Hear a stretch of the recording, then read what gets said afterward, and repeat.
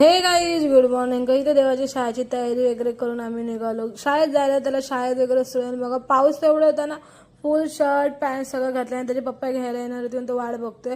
तर नाही पप्पांना आली. संध्याकाळी आम्ही बाहेर चाललो तर खाली उतरलं. क्लायमेट एकच नंबर, म्हणजे पावसामध्ये जे वातावरण असतं ना ते खूप मस्त वाटतं. तिथून गेलो आम्ही डीमार्टला. तर त्याच्या पप्पा इथं लाईनला उभे होते, म्हणजे काय ते पॅकिंगसाठी जी लाईन असते तिथं उभे होते. आणि देवांश आणि मी मस्त एका साईडला बसलेलो. नंतर देवांश बोलतो मम्मी आपल्याला काहीतरी खाऊ घेऊया. मी म्हणली घे तुला काय पाहिजे ते घे.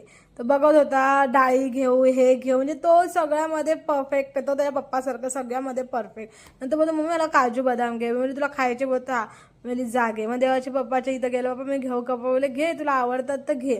त्यानंतर गेलो आम्ही कपडे घ्यायला. आणि आता माझा देवा एवढा मोठा झाला स्वतःचे कपडे स्वतःच चॉईस करतो. तर तू माझी चॉईस करू नको. आणि इथं बघा नाटकी मला बोलतो मम्मी मी इथं खाऊ आहे ना तो खाऊन टाकतो. मी बोलली खा का बोलतो. तर नाही मी पास्ता खातोय, मी घरी जाऊन पास्ता बनवणार. मी बोलली तू बनवणार आहेस.